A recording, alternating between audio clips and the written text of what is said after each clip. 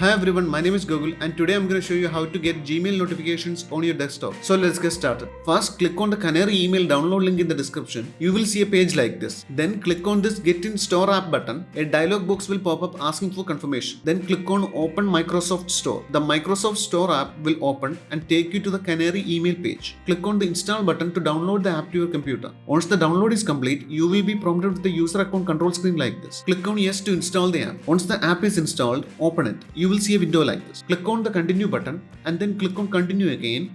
Now click on Gmail. This will open up your browser and take you to the Google sign-in page. Then sign into your Gmail account. You will be prompted to grant permission for Canary email to access your Gmail account. Click on Allow to grant permission. Once you see the page that says login successful, go back to the Canary email app. Then enter your name and the account type in their respective fields and then click on continue. Then you will see a window like this with a list of your emails. Desktop notification should be enabled by default. But if you are not receiving any notifications, click on Preferences, then select the Notifications tab and then toggle the switch next to Notifications to turn them on. And that's it. From now on, whenever you receive a new email in your Gmail account, you will receive a desktop notification from Canary email.